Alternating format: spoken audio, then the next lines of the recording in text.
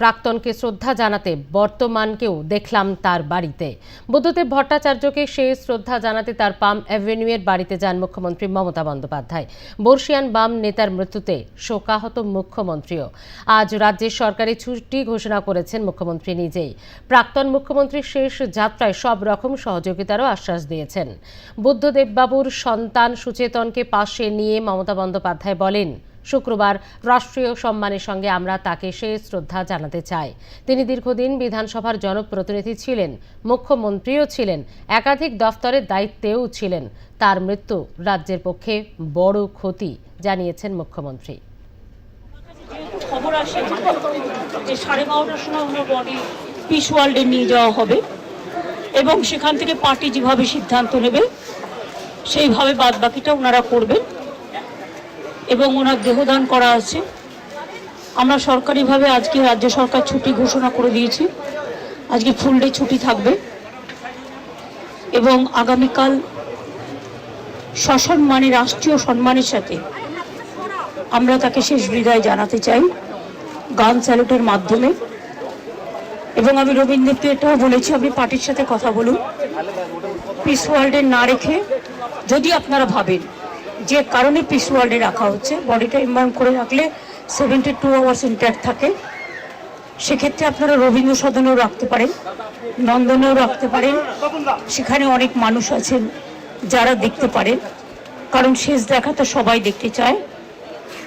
এবং তারপরে দল যা সিদ্ধান্ত নেবে, বিধানসভাতেও নিয়ে যেতে বলেছি, স্পিকার সাহেবও ফোন করেছিলেন ওনাদের।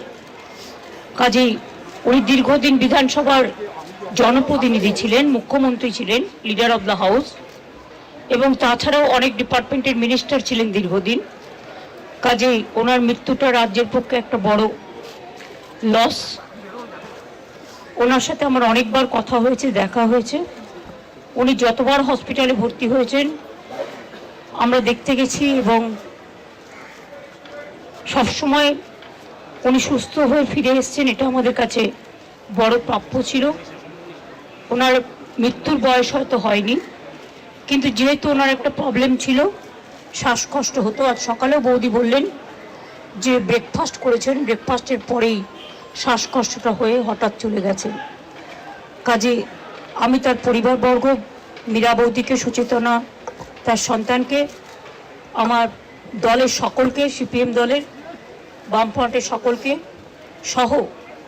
সহ নাগরিক সকলকেই আমাদের শ্রদ্ধা এবং সমবেদনা জানাচ্ছি। ওনার জীবনে অনেক কন্ট্রিবিউশন আছে, সেটা ডিটেলস আলোচনা এখানে করার জায়গা নয়।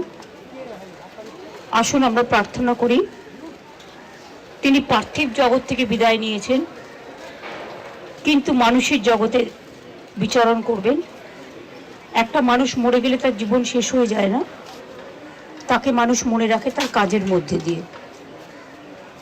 তার আত্মা শান্তি পাক, বারবার তিনি ফিরে আসুন এই বাংলার মাটিতেই।